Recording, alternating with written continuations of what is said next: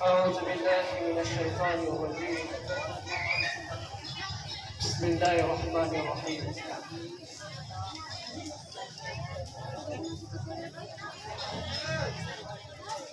السلام عليكم ورحمة الله وبركاته.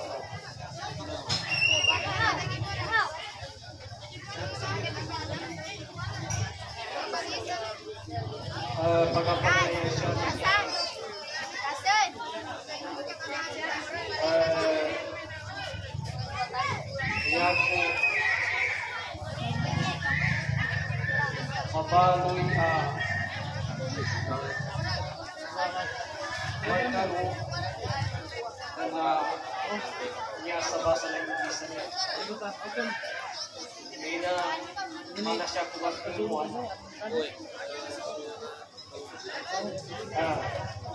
Bali, niya na bilang motivation sa kanulang sinita mo sa dikit na yan mana di babambog di kapakain ni kapagabog. Okay, yan yung purpose na motivation sa mga kalimpanan. Sa aral po na kita no na may sukapangagi sa English na makabinasa. Hindi ka na makabinasa sa tao sa mga sa English. Okay, na niya dinikan na niya mabinasa ng akida niya. Kaya na pinakamagpiya sa lagon i-balance. Balance ikapangagi ka sa English. Balance ikapangagi ka Arabic. Dahil kami ito na upama ka-level na mas level ka ikapangagi ka sa kalahatan ka.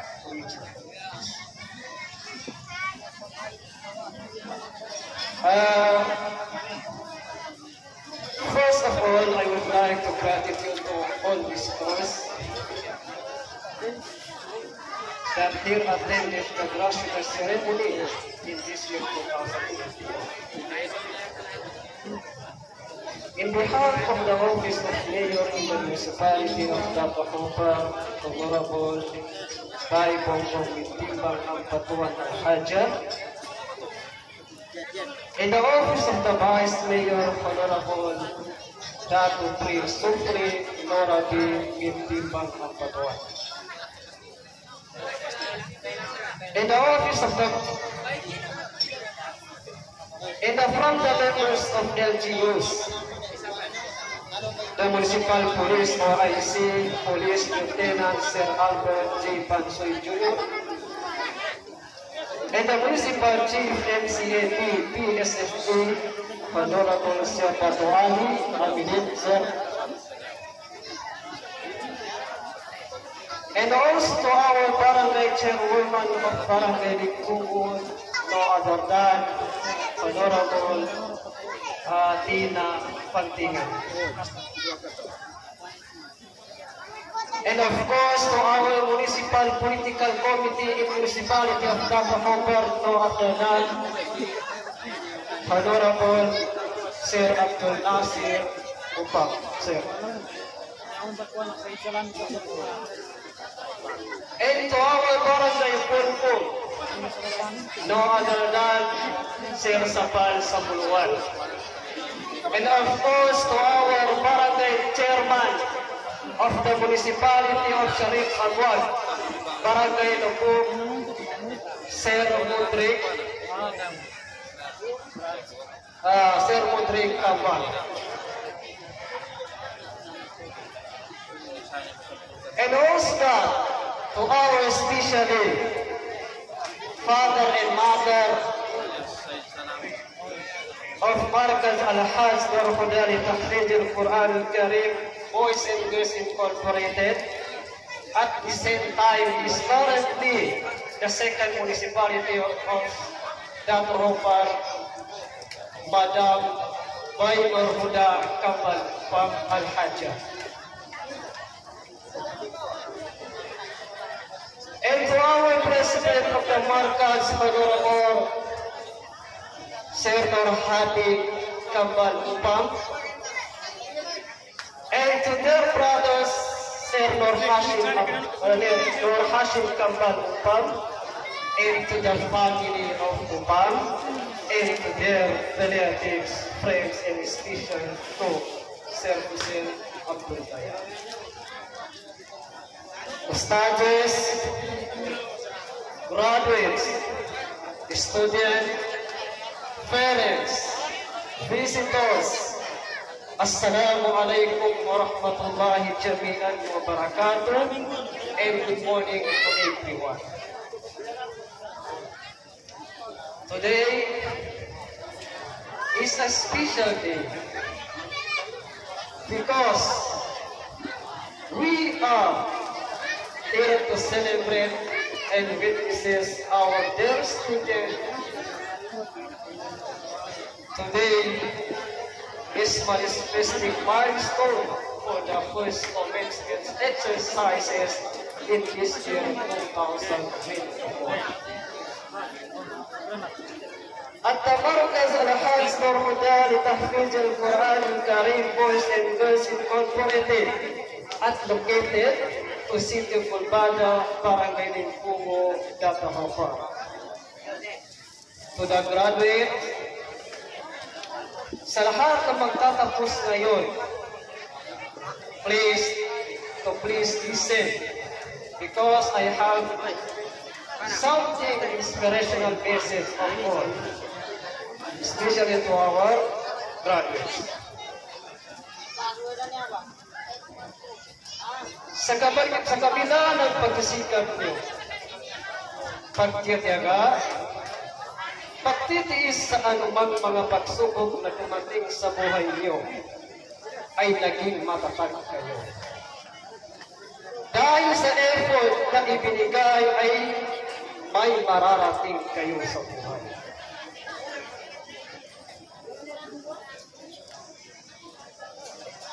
Ahlan wa sahlan to our arriving municipal formal mayor of municipality of Dato, Sharif Hamad, no other than by Zahara Upam Al-Hajja, taros ka sa kanunya programa namin. Ahlan wa sahlan.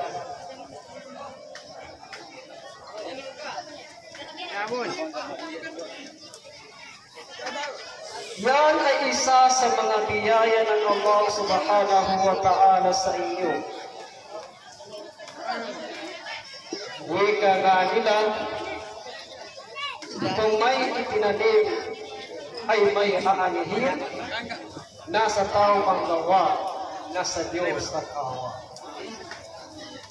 Marahil ito na ang araw na pinakahihintay niyo na mangyari sa inyong buhay sa larangan ng pag-aaral.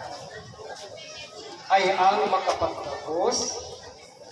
Walang sino mang nag-aaral na hindi nagnanais na makapagtapos. Lahat tayo ay gustong makuha at pinilitin na pangarap sa buhay. Because everyone have dreams and goals in life. Today is our graduation day. Graduation is one of the most significant days in life among us. It is a special event in life. Of this unending years of knowledge, it is the true life of the day, hard work and sacrifice. Ang graduation or ang pagtatapos ay isa sa pinakamagkabuluhang araw sa buhay ng isang magkakaroon. isang espesyal na mangyari sa buhay ng isang mag-aaral sa kanyang pagnanaligsik ng kaalaman sa rehimeng Islam dahil sa pagsisikap niya at nagbigay ng sacrifice upang marating ang iyong pangarap sa buhay. Prevention is not the aim, is not mean that you are graduate is finished. No. Hindi ibig sabihin na ikaw ay nakapagtapos, ay tapos ka na pag-aral. It is beginning to study more. Ito pala ay isang simula ng pagkakaroon ng mas malawak na kaalaman sa Islam. It is beginning of brighter future. Ito ay simula ng inyong pagbabago sa buhay. It is a life of dreams waiting to search for your excited and much more challenging chapter. You must hold strong determination, patience, and prayers. Everything is possible. O kayo, magtatapos ngayon. To all graduates, ang graduation ay isang parang libro na ang libro ay meron siyang chapter. Ngayon, sa unang chapter pa lang kayo at pupunta kayo sa pangalawang chapter hanggang makarating ka sa inyo sa chapter 5. Kailangan nyo maging matatag kayo sa inyong determination sa buhay. Maging matyaga at higit sa lahat ay panalangin sa Allah subhanahu wa ta'ala, dahil kapag ikaw ay nalangin sa Allah subhanahu wa ta'ala, walang imposible sa pangarap mo na hindi mo makuha. And then everything happens at the right time. Ang gusto mo marating sa buhay ay mangyayari yan sa tamang panahon. And Allah will give you something and you will be satisfied. Ang Allah ang siyang magbibigay sa iyo ng gusto mong marating sa buhay at magiging satisfied ka na or magiging kontento ka na. Graduates, find your dreams. Hanapin niyo ang iyong pangarap sa buhay. Trust yourself. Maniwala ka sa sarili mo na kaya mo ang pangarap mo sa buhay. And don't compare yourself to other people. Huwag ikumpara ang sarili mo sa ibang tao. Don't distract in what you feel. Huwag kang malungkot kung ang pangarap mo or minimikhin mo sa buhay ay hindi mo nakuha. You stand up. Ikaw ay tatayo at magsimula ulit. Graduates, believe yourself. Maniwala ka sa iyong sarili na kaya mo ang pangarap mo dahil bawat isang mag-aaral ay may pangarap na marating sa buhay. You must to strong your determination and prayers to Allah subhanahu wa ta'ala. Dahil ang pag-aaral ay hindi ito nagkatapos maliban lang kung ikaw ay mamatay. Learn until the last day of yourself. Pangagi katigin. Pangagi katigin sa taman at ibiyang kaban. Pangagi ka sa taman at ibiyang kaban. Ito ang araw na pinakamasaya sa mga araw na dumaan dahil makikita namin kayo na nakasuot ng puting damit bilang simbolo ito ng inyong pagtatapos ngayong taon 2024 kayo ang kauna-unahang batch ng mga gods na ito. Kaya dapat nyo itong pahalagahan at dapat itong bigyan ng pasasalamat ito sapagkat ito ang nagbigay ng kaalaman sa inyo at nagturo kung paano kayo makarating sa inyong layunin at maging mapanatag ang loob nyo para sa tatahaking kaalaman sa relihiyong Islam. Alam ko kayo ay nasisiyahan sa araw na ito dahil sa kabila ng mga pagsubok na dumating sa inyong buhay ay nakayanan yung tiisin at ito ngayon ang sukli ng inyong pagtitiis sa loob ng 4 na taon sa markas na ito. Bihira lang ang mga estudyante na nakakasurvive sapagkat mahirap ang pag-aaral ito. Kaya sabihin niyo graduates, Alhamdulillah ya Allah. Sabihin niyo graduates, Alhamdulillah ya Allah. Dahil may mga kasama kayo na hindi sila nakapagtiis, marahil ang dahilan ay ang finance. Normal na kasi ito sa isang mag-aaral. Sadyang nagkataon lang siguro sa sitwasyon. Kung hindi dahil sa sitwasyon, ay malamang kasama rin sila. Pero hindi pa huli ang lahat. Pwede pa nila ipagpatuloy ang kanilang pag-aaral. Huwag mawala ng pag-asa habang may hininga. Habang may hininga ay may buhay, at habang may buhay ay mayroong pangarap, habang may pangarap ay may bukas pa, at habang may bukas pa ay huwag mawala ng pag-asa until your dreams ay matupad din ang pangarap ko at the right time. Graduates, kaya kayo ang magiging motivation nila para iakyat sila sa kanilang pangarap. Ay magiging kagaya rin nila kayo, yung mga kasama nyo, kaya kayo na hindi nakapagtapos ay huwag mawalan ng pag-asa. Kayo na ang susunod sa tamang panahon, insyaAllah ta'ala, at ating magkita yun sa araw na iyon. Walang tao na hindi nasisiyahan sa araw na ito. Ramdam ko sa sarili ko ang kasiyahan ng inyong mga magulang, relatives, friends, at ramdam ko ang pagmamahal ng mga magulang nyo sa inyo, maging sa ating butihing ama at ina. Alam ko na isa siya sa mga taong nasisiyahan sa mga araw na ito dahil nakikita niya kayo na magtatapos ngayon. Alam ko puno ng emosyonal na mahirap ipaliwanag dahil sa kabila ng kanyang pagsisikap ay napunga na ngayon araw na ito. Kasama niya ang kanyang mga anak at mga relatives na naging katuwan niya sa pagsisikap at ang kanyang asawa noong nabubuhay pa ito. Yun ay walang iba kundi si Bay Orhuda Kambal-Pang sa kabila ng kanyang pagsisikap na matulungan ang Markansto ay nagbunga na ito ngayong araw.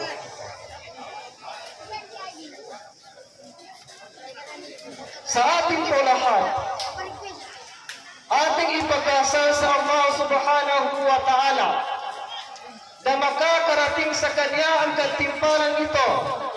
At ating ipag-asal sa Allah Ta'ala ang ating butihing ama, ina, ay naway gabayan ko siya ni Allah at ipagkaloob sa Kanya ang gantimpalang ito at maging sa ating lahat, naway gabayan ko siya ni Allah at sa ating lahat at maging ang Kanyang pinakamamahal na asawa.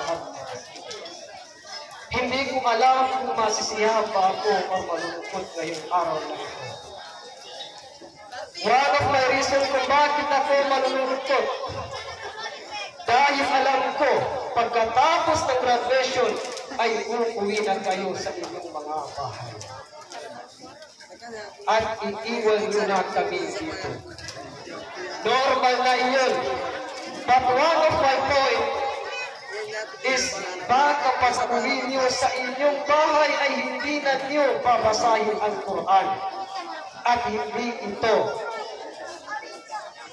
ituturo sa inyong community. Yun ang isa sa pinagkatatakutan ko kapag kayo ay uuwi na sa inyong bahay, pero sana huwag mangyari yun.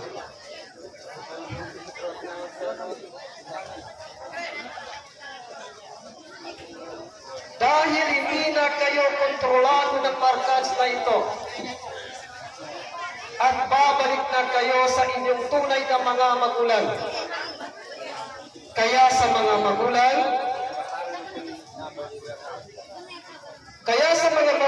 kayo naman ang mag-alaga sa inyong mga anak.